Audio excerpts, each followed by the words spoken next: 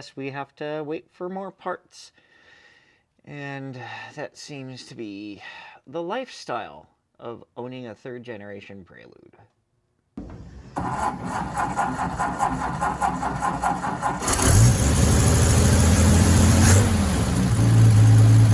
Welcome to Dirt, Sweat, and Gears, where the projects never stop and sometimes neither do the cars. We're back here with the Prelude, and if you've been keeping up with my Prelude videos, you might remember that we just crossed 300,000 miles. And that was after a major service on the engine where we pulled the intake manifold, replaced all of the oil and all of the coolant lines, well, most of the coolant lines. The other half were replaced the year prior.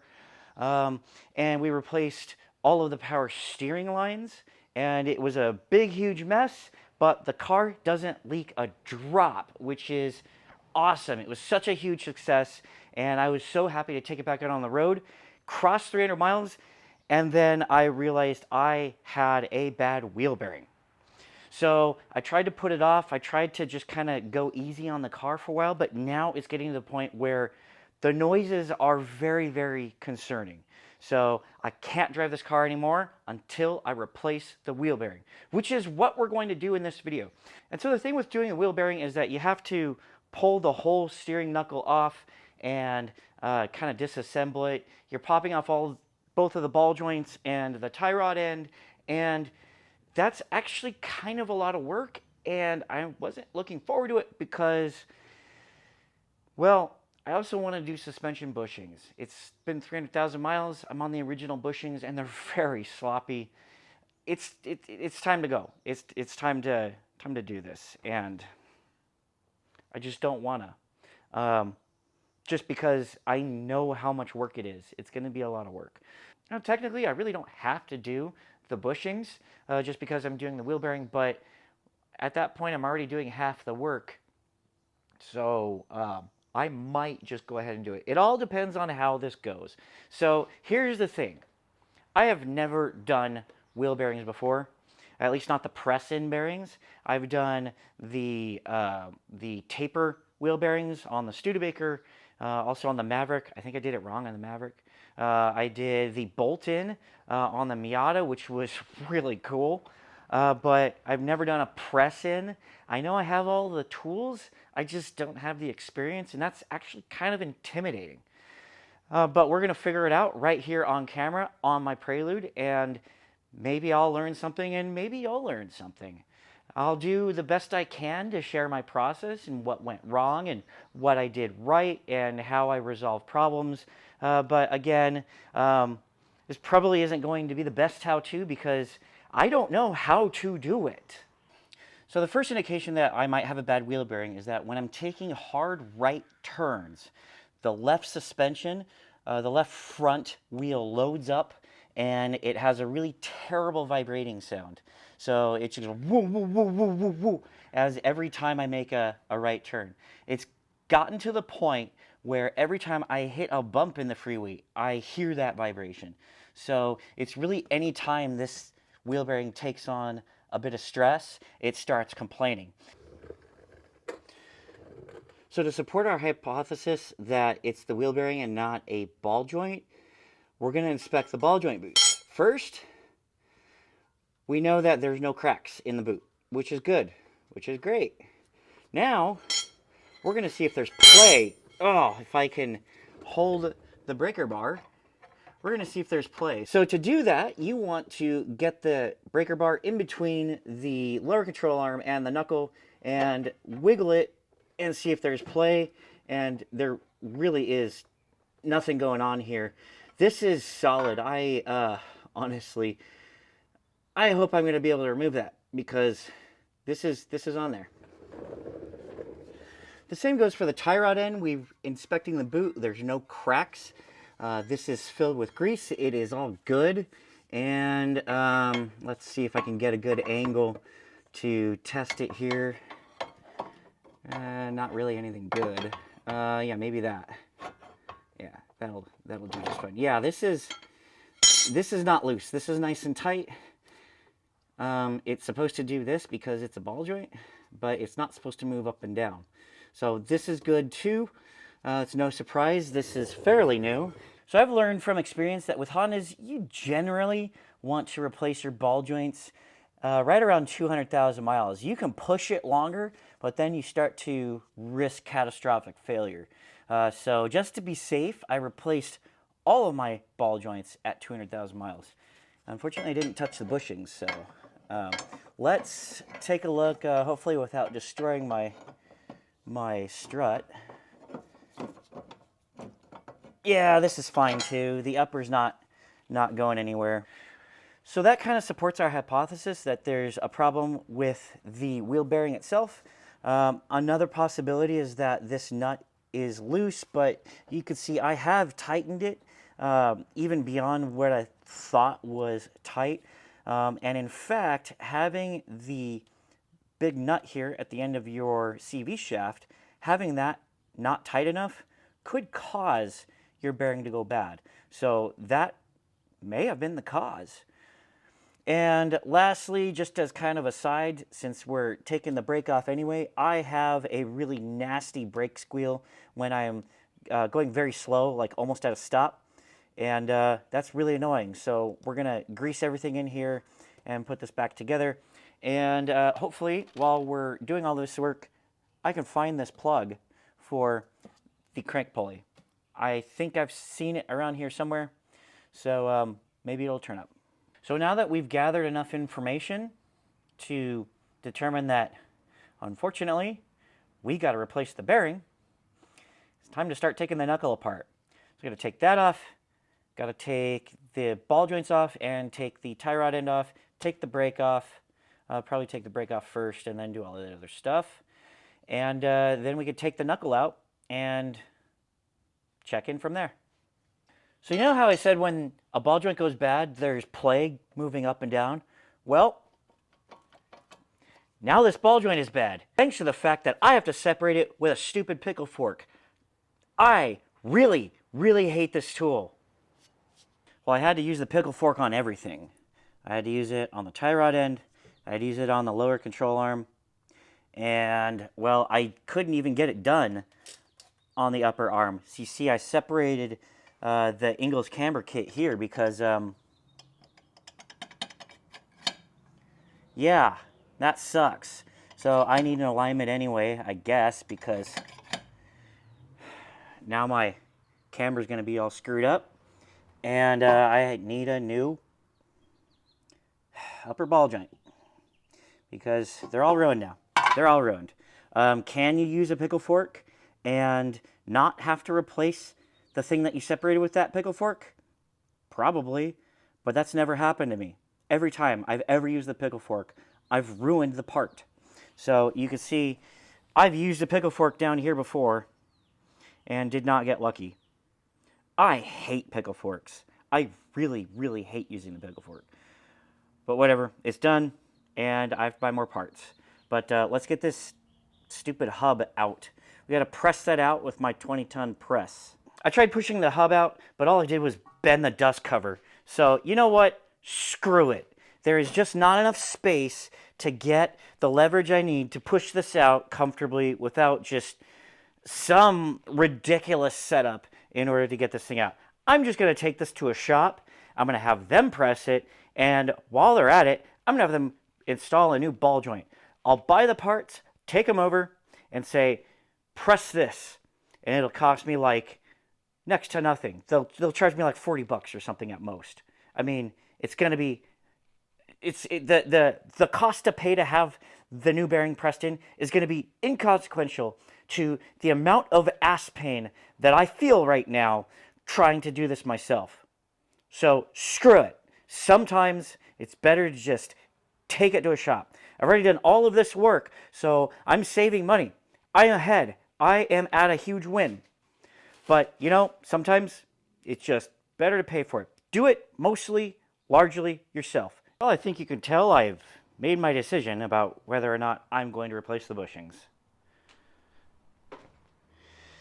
Here are the upper and lower arms. I've cleaned them up with the wire brush and just some carb cleaner. Yeah, I got some little touch-ups to do. And then let's take a look at the bushings themselves. See, this one, it's not great. It's not great. It looks like it's pretty much gone on that half over there, and in the back, it's really not great. So this is 300,000 miles. It's not a bad thing. It just is a thing. It's 300,000 miles of, and 20 years of enjoying the car. And that's what happens. This one completely gone. And yeah, not good. So I have over there, this is kind of like a mix and match bushing set.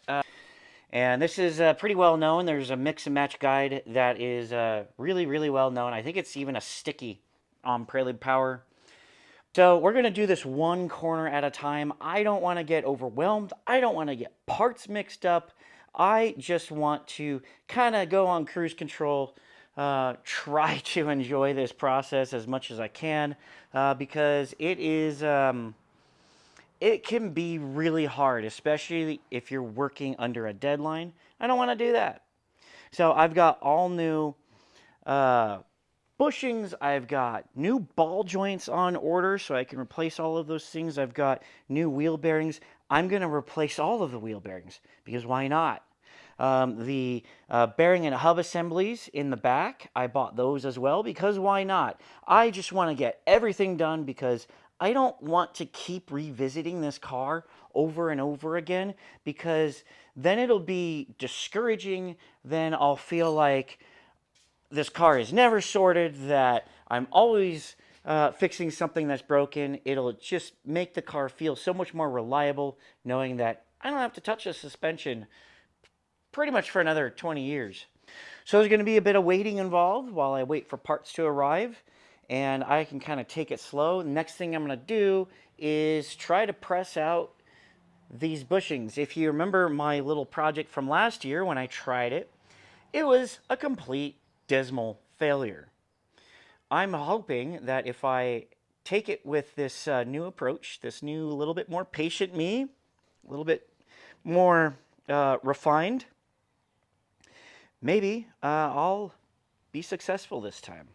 Since I've already decided I am going to take the bearing down to the shop to have pressed with a new bearing and a new ball joint, we're also going to take the control arms to have them remove the old bushing collars. And that is because I spent about 2 hours on this thing and I got this far. I could probably finish this up, but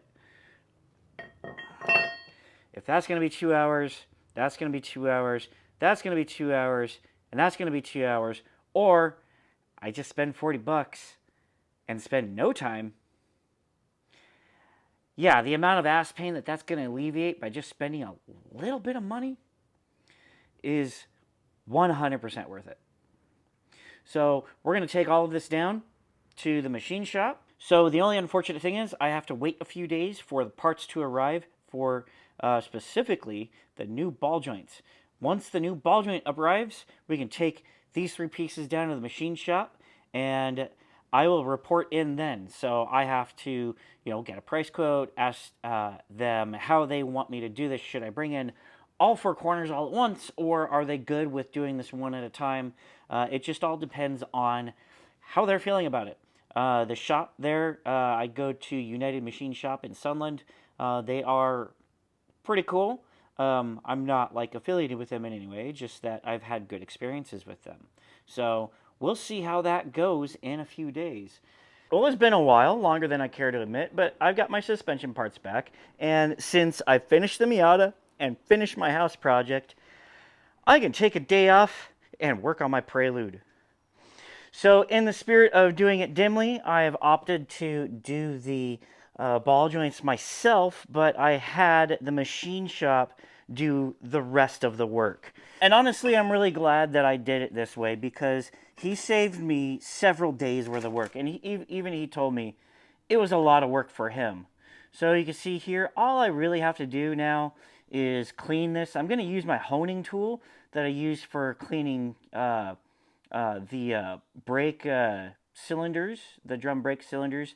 Use that for my Studebaker. I'm just going to go ahead and use that in here to clean up the inside of this.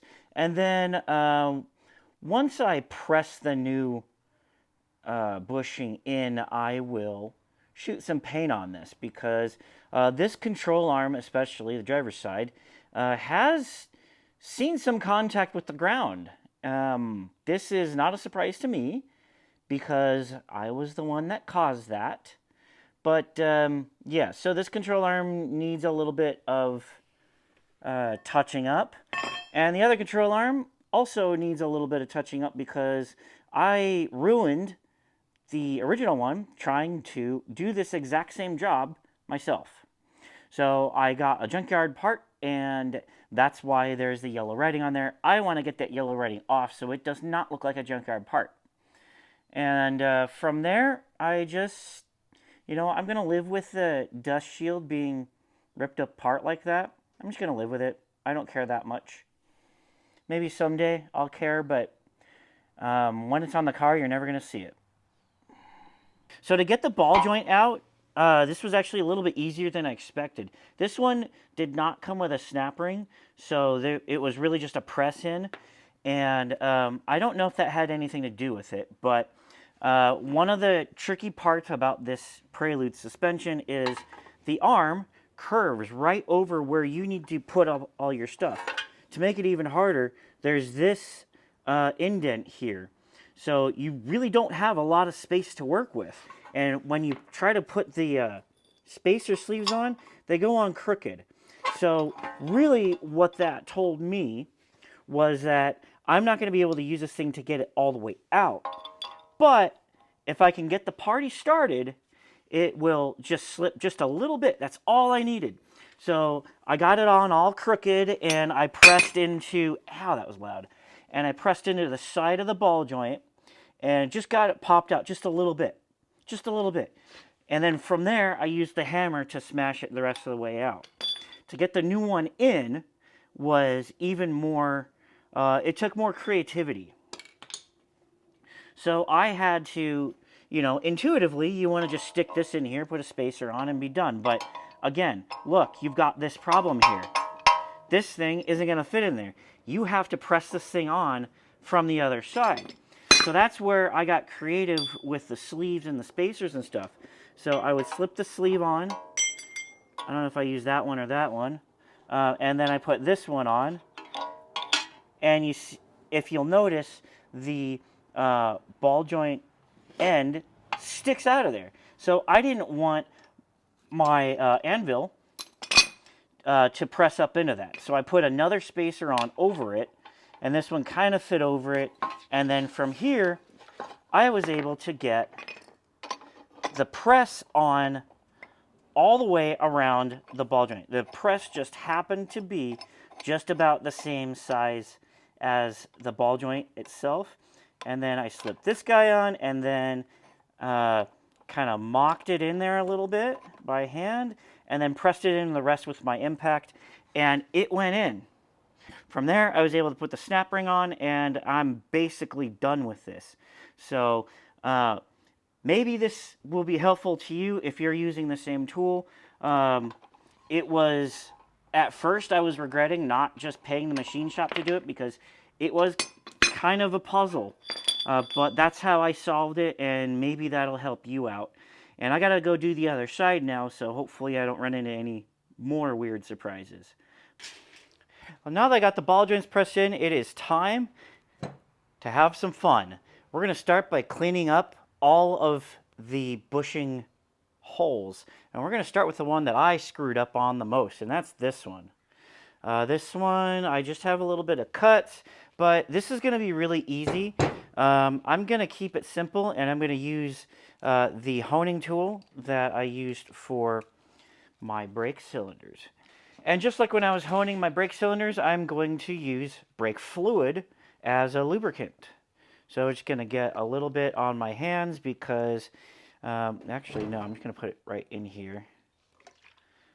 I probably just dumped a whole bunch in when I shouldn't have. It's okay, it's just a workbench. I now shove this in here. Oh my God. Jesus. Alright, alright, alright. Alright. Now, we'll just do that. Oops. Oh, for God's sake.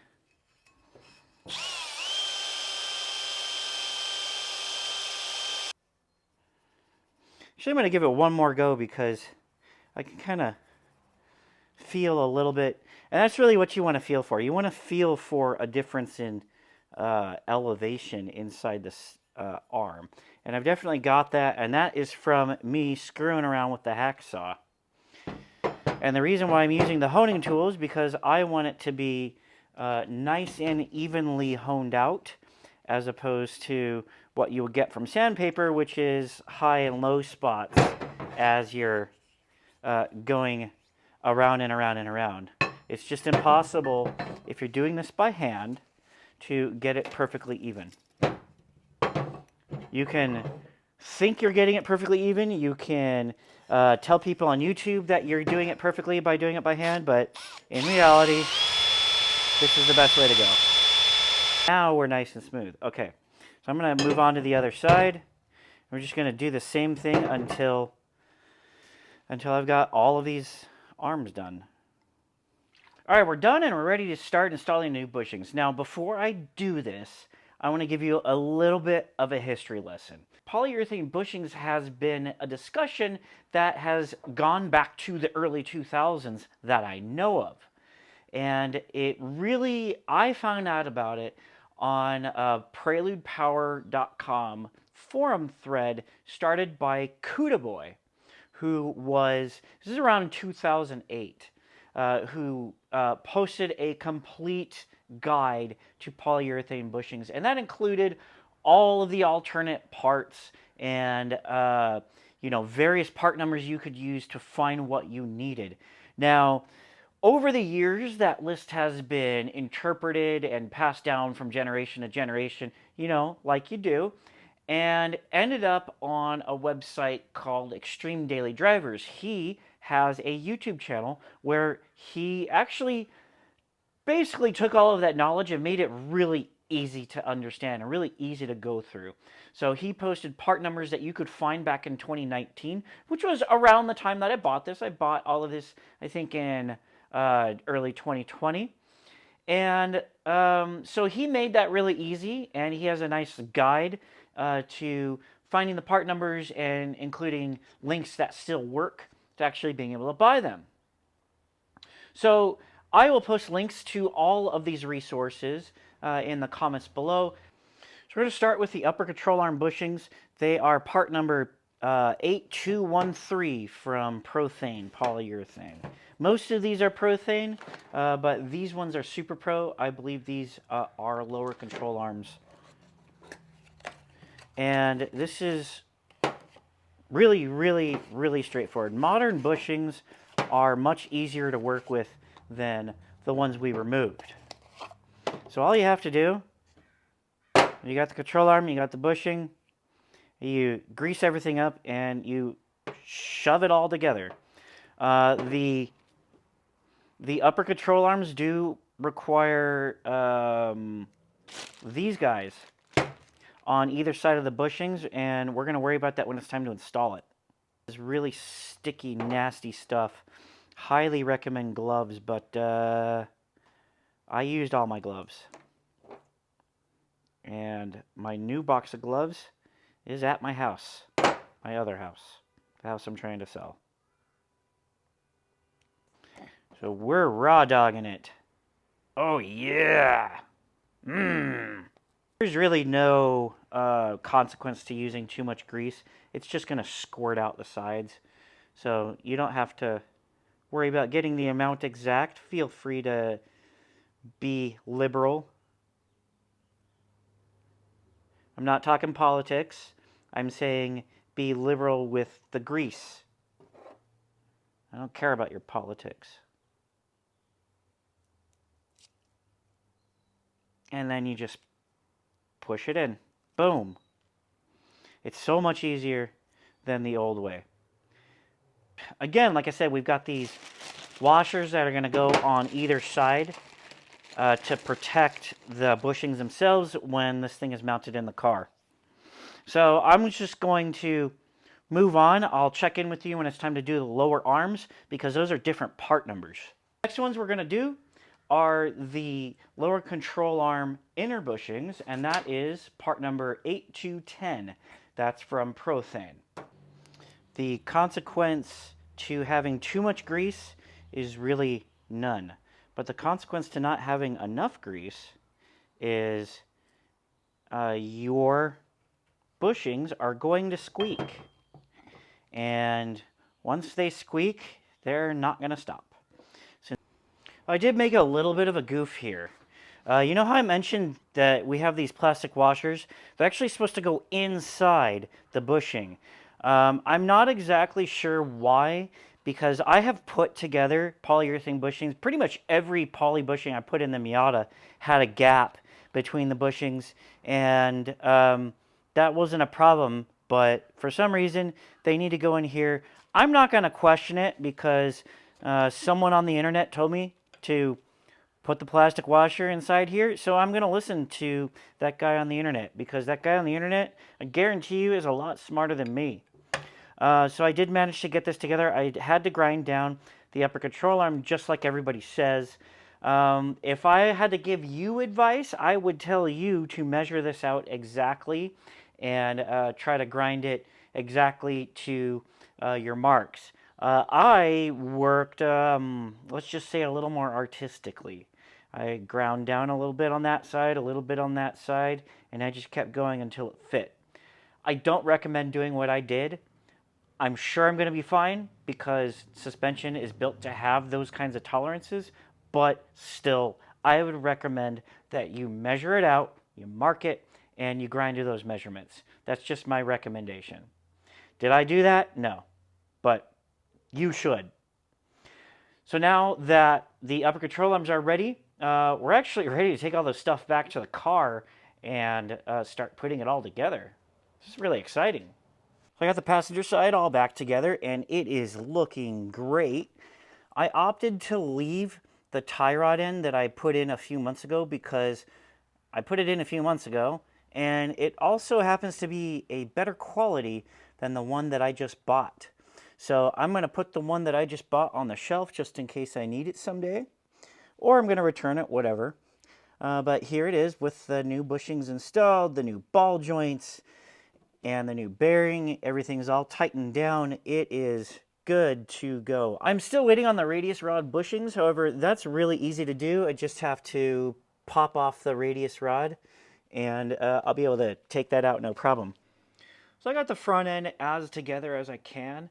Like I mentioned, I'm still waiting on the sway bar end link, and I was going to put this Mevotech tie rod end that I had already opened on this side, but I just don't feel good about it. I don't feel good about it. I don't like the fact that the boot just kind of... Let me open this up and I'll show you in a second. I don't like how the boot just kind of floats there. I'm sure people have used it without any problems, but this car is going to get the best parts. Ever. Only ever. Only the best parts. So I can find better. I can do better. So that's what I'm going to do. So before I put these on the car, let's just take a look at where they were manufactured. Beck Arnley. Oh, look at that. Made in Japan. Oh, God, you love to see it. You love to see it. It's just so good. No wonder. Let's see where the Mevotech was made. Oh, I'm losing the boot. Boot's gone. Uh-oh. Nothing here. Let's see if there's something on the packaging. Oh, there it is. There it is. Oh, my God. I'm shocked. Shocked! Well, not that shocked. So this is going on the car, and this is going to be returned. We are under the car looking at the steering rack, and Oh, man. I guess I have to order more parts. So you got a tear here and a tear here. And this also happens to be where I've got the play. So I've got a little bit of play in the inner tie rod. I can't say I'm terribly surprised. This rack was an AutoZone rebuild from probably 2008 when I did the four-wheel steering conversion on this car. And, well, it is what it is. I guess we have to wait for more parts. And that seems to be the lifestyle of owning a third-generation Prelude. So that's going to wrap it up for this video. I gotta say, I'm really bummed that I wasn't able to get the front end of this car on the ground, get it turned around, and at least get it started on the rear. But, on the other hand, I am really, really happy that I discovered this problem with the inner tie rod ends. And, well, because if I hadn't noticed it, I would have put this whole car back together and then taken it to alignment, gotten alignment, and then learned that my inner tie rods are bad. And then I would have had to take it all apart again. And that would have just been devastating. And I know that I've probably taken things apart and put them back together 3 or 4 times just in this job, but overall, this job of sitting down and doing this and getting it right, I will have done 1 time by the time I get this car on the ground. And that is where I get satisfaction. That is where I will have something to be really proud of. I pushed myself. I learned some things. I did a lot of research. And it's beyond just spending the money on all of these components, but doing this work will be really satisfying because this car already handled really well. But everyone that's done this job tells me that it changes everything for the better, and I am really looking forward to that. And in the case of the suspension bushing sleeves that were stuck in the control arms, well, I know I could do that myself. I just didn't want to. I really didn't. I spent so much time on one sleeve that really, honestly, spending that time would have taken me away from things that I actually needed to do. So in that case, there is a very useful tool for things that are either highly specialized or things that are just a real pain in the butt and you get no fulfillment out of, and that tool makes pretty much anything effortless. That tool I'm talking about is, of course, money. So thank you all so much for watching. If you like what you see, like, share, subscribe, comment. And if you don't like what you see, well, too bad. It's my car. Leave a comment and tell me what you don't like. And we'll talk. Thank you again, and remember, if you don't want to DIY, you can always do it dimly. See you next time.